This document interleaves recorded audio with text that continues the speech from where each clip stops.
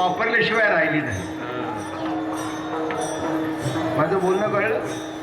आणि म्हणून वैशिष्ट्य सांगतो, जनाबाईच्या शिव्या खाण्याकरता जनाबाई देवळात जात नव्हती. तिला वेळच नव्हतं. कारण का?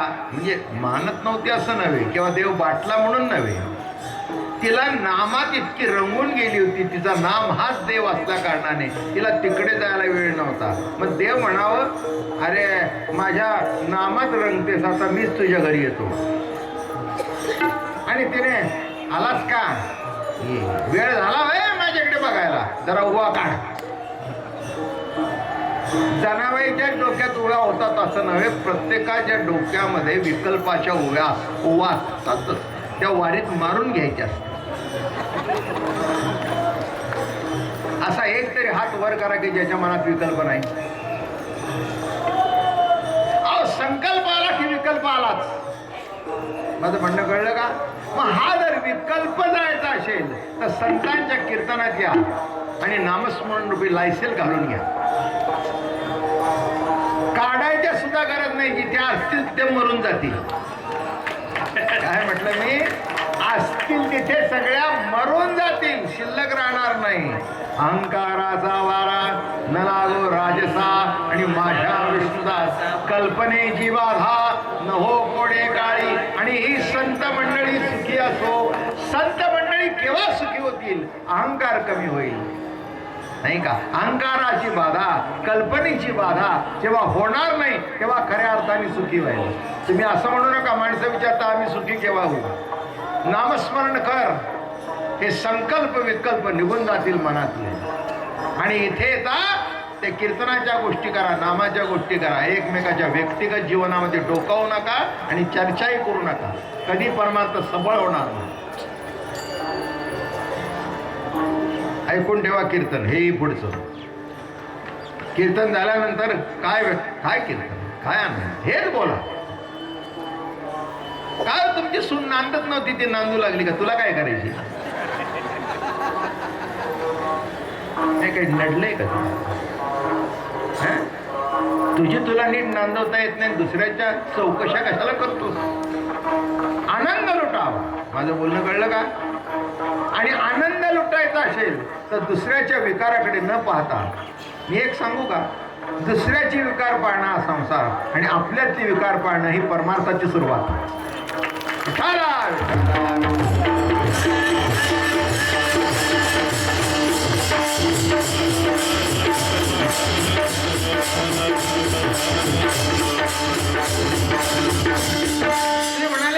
ते म्हणाल अभंगातून तुकाराम महाराजांनी विकार दाखवले नाहीत का? तुकाराम महाराजांनी विकार दाखवले नाहीत. विकार दाखवले ते तुमचे काढून टाकण्याकरता दाखवले. कॅन्सरचा रोग दाखवणारा आणि डिटेक्ट करणारा डॉक्टर वाईट नाही. तो एवढ्या करता तुम्हाला सांगतो कॅन्सर आहे की तो काढून टाकावा. तसं संत जरी अभंगातून तुम्हाला सांगत असले तुमच्यात दोष आहे तर ते दोष काढून टाकण्याकरता, तुम्हाला कमी लेखण्याकरता नाही. संसारातली माणसं एकमेकाला कमी कसं करता येतील हे बघतात आणि परमार्थातली माणसं तो दोष काढून त्याला वर कसं काढता येईल हे बघतात. हाच फरक आहे. हाच फरक आहे.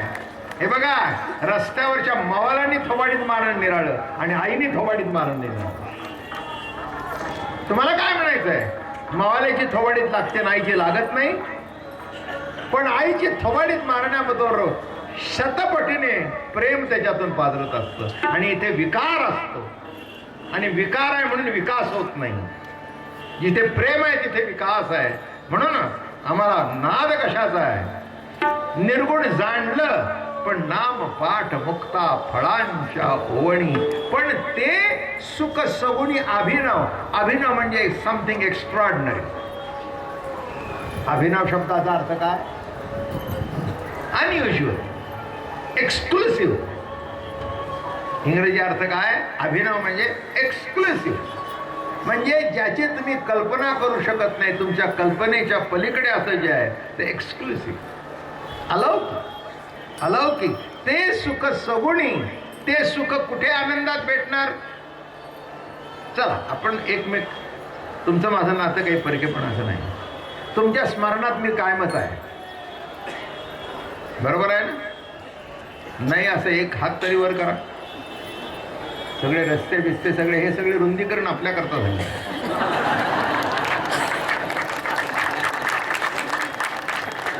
जागेची चिंता बिंता करायचं काही कारण नाही. इथला पूल निराळा आहे, तिकडे माणसं उभी आहे, सगळी गडावर तिकडे तिकडे सगळी पडलेली आहे. मला सांगा, जो इतका गच्चीवर उभा आहे,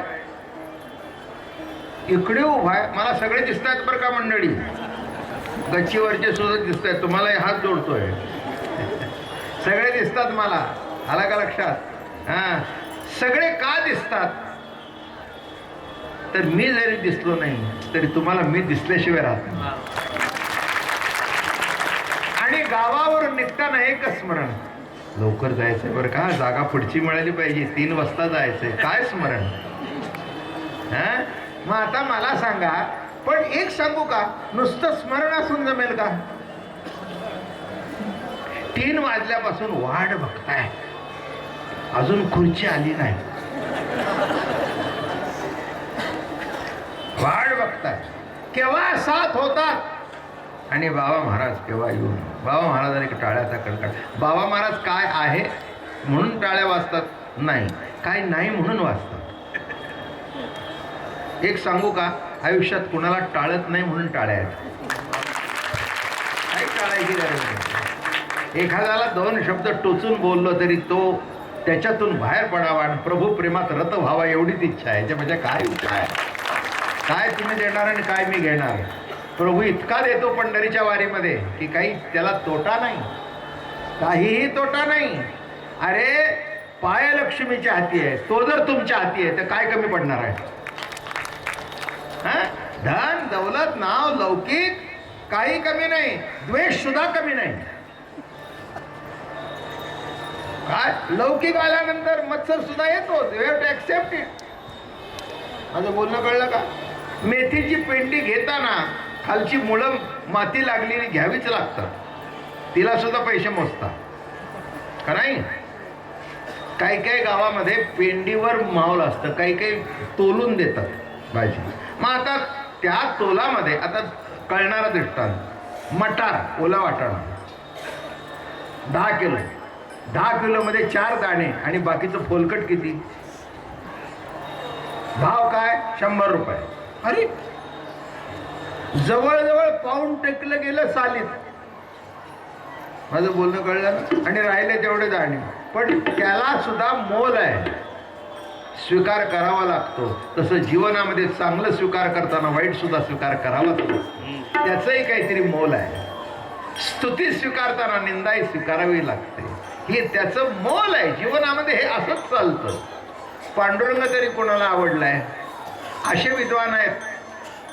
तो पंढरीचा पांडुरंग ना, शेतकऱ्यांचा घाट्यांचा देव. मला म्हणला तुमचा पांडुरंग घाट्यांचा? हो म्हणलं, ज्यांना घाटी आहे त्यांचा.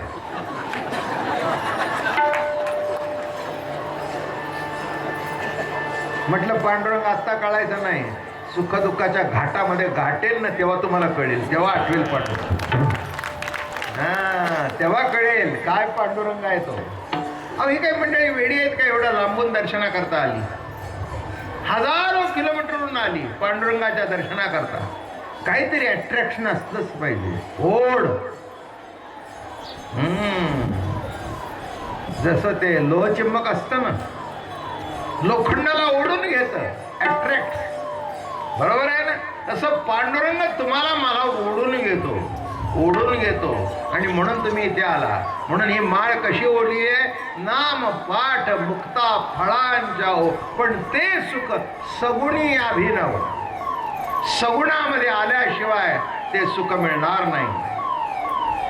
लग्न झाल्यापासून म्हणायचं होता, माझी इच्छा आहे बरं का, तुला एक हिऱ्याचा हार करा.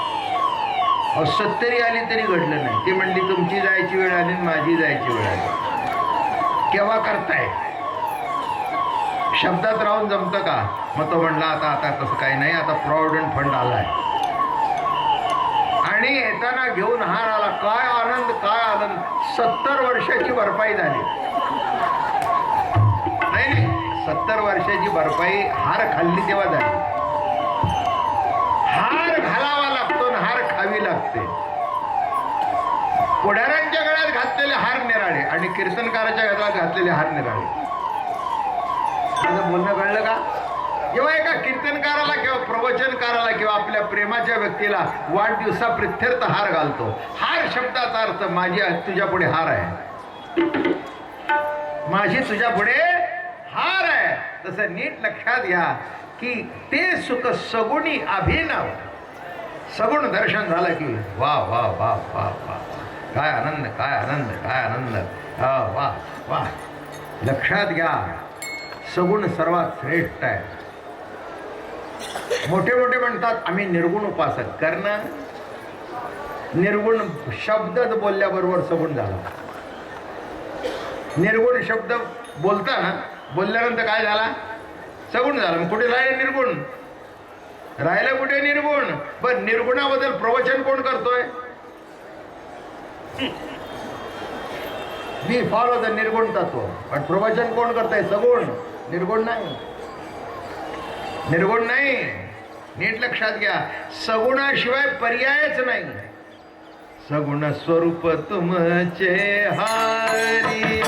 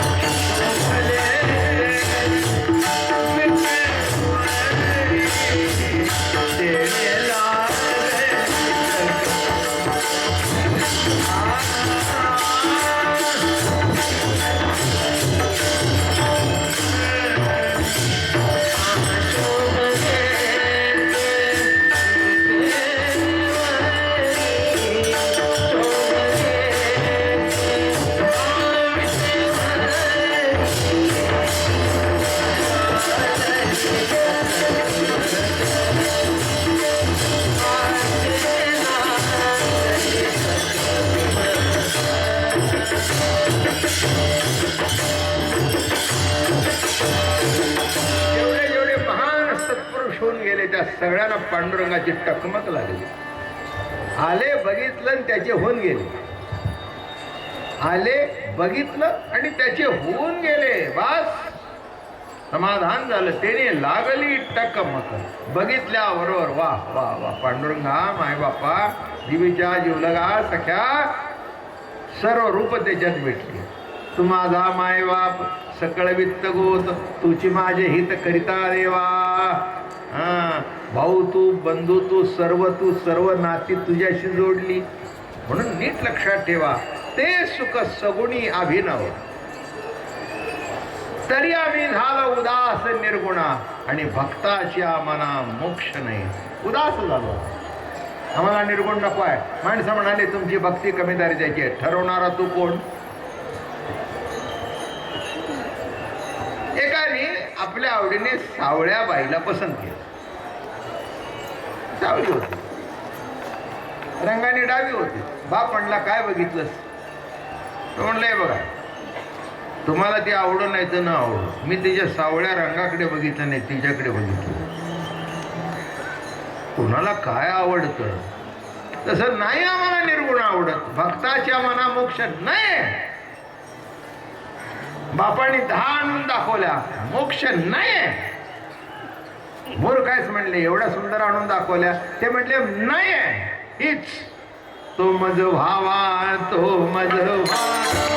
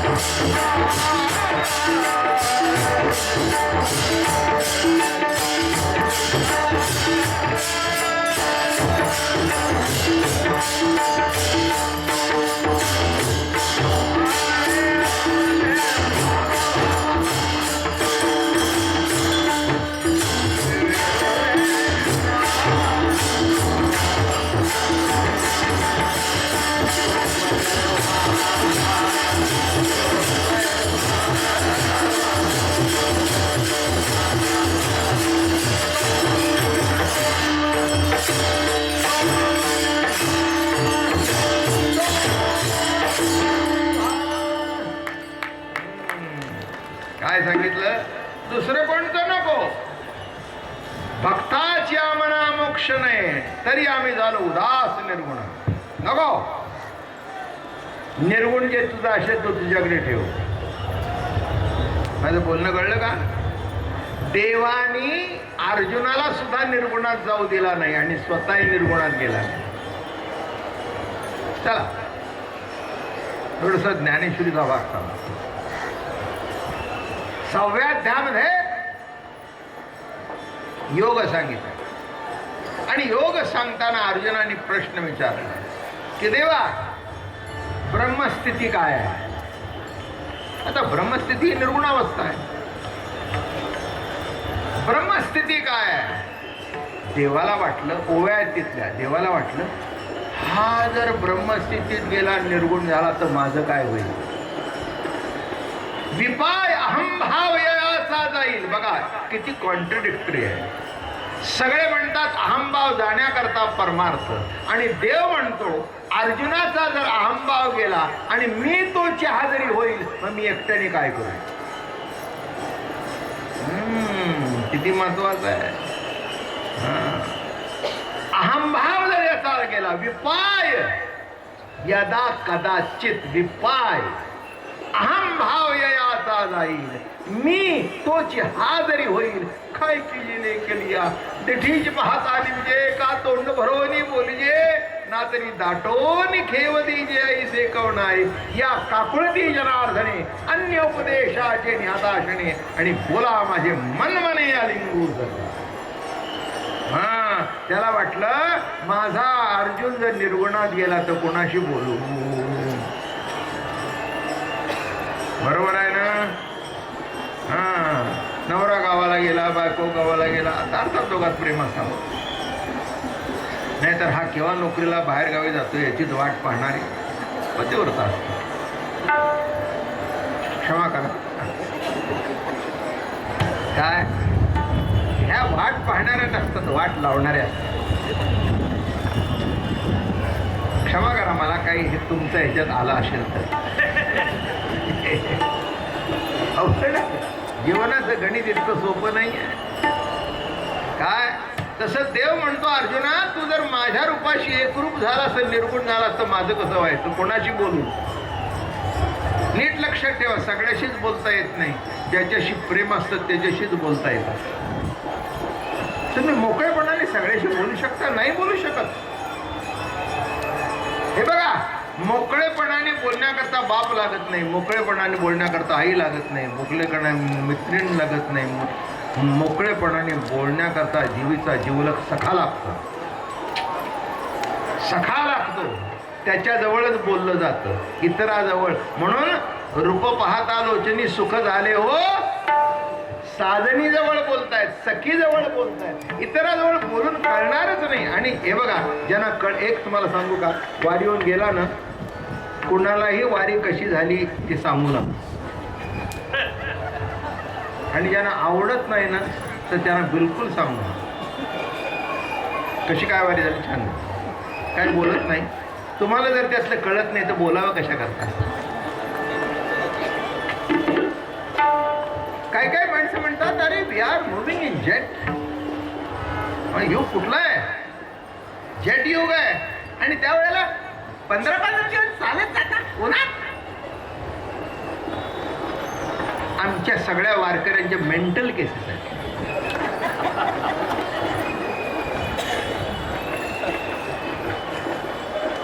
काय आमचं डोकं चालतच नाही आणि चालवावा अशी इच्छाही नाही. माझं म्हणणं कळलं का. जे चाललंय ते योग्य मार्ग. कसे चाललंय. चालो वाटे आम्ही तुझा. हो हो किती वेळ होतो. चालो वाटे आम्ही पण एक कडव म्हणतो माऊलीचे चाली लेकराचे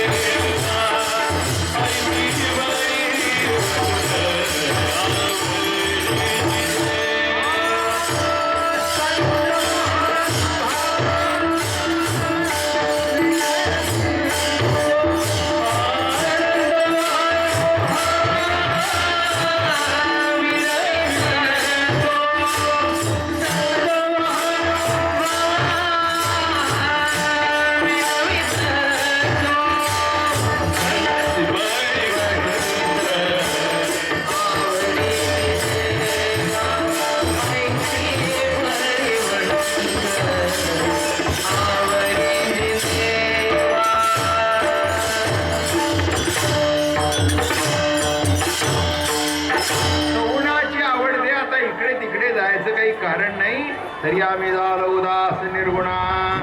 मग आता मला सांगा, ब्रह्मस्थितीचं वर्णन विचारलं, मग देव म्हणाला काय होईल? मग देवाने काय केलं माहिती आहे का?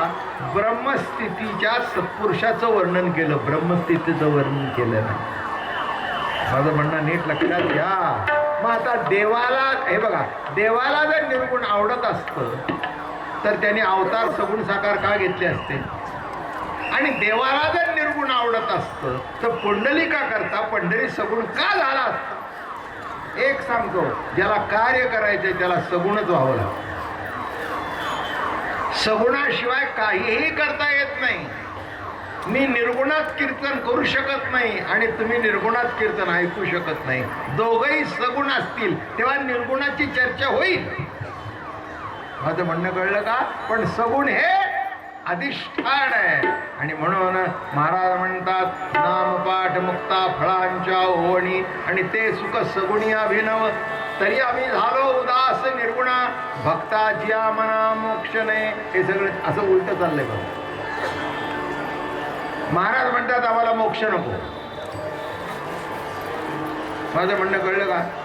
संसाराचा कंटाळा कोणाला येतो? ज्यांचं घरात पटत नाही त्यांना. ज्यांचं पटतं त्यांना कंटाळा येतं. कारण काय? हे काही कारण आहे ना? काहीच कारण नाही. तसं देवाचं आमचं पटतंय, ज्ञानोबा तुकोबाचं आमचं पटतंय.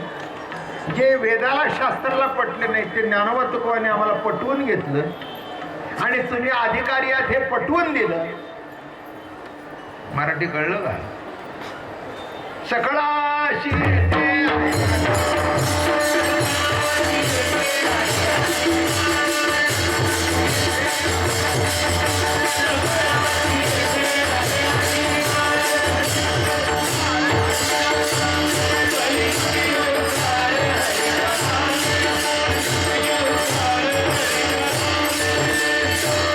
पटवून घेणारा जर भेटला.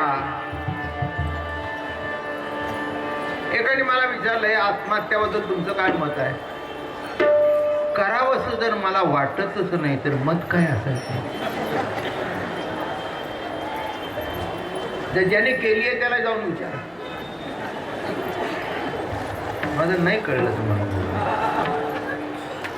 अहो ज्यांनी केली, आता केली आहे शिल्लक आहे का विचारायला? अरे हे कशाची मत आहे? एक सांगू का तुम्हाला, बरं नाही वाटलं आणि हताशपणा आला की मनुष्य आत्महत्या करतो. पंढरीत या, वारकरी वा सगळ्या आत्महत्या थांबून जातील. जैशा स्थिती आहे तैशा शरीर आहे. वारकऱ्यांना माहिती आहे जे काही आहे ते प्रभूच आहे. ठीक आहे, यंदा दिलं नाही पुन्हा देईल, काय बाहेर काढील खात्री आहे. त्यांची खात्रीच नाही म्हणून वारकरी कधी हताश होत नाही. वारकरी कधी आत्महत्या करत नाही. माझं बोलणं कळलं का? येईल त्याला निर्धाराने उभा राहतो. बरं का? जनाबाईला सुळावर चढवली, ते म्हणले हे पांड्या,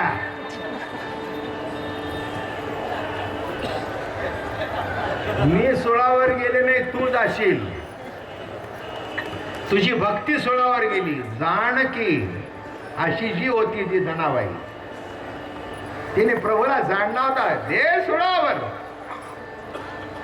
मी सुळावर गेले नाही, तुझा संप्रदाय सुळावर गेला. सुळाचं पाणी झालं. सुळाचं पाणी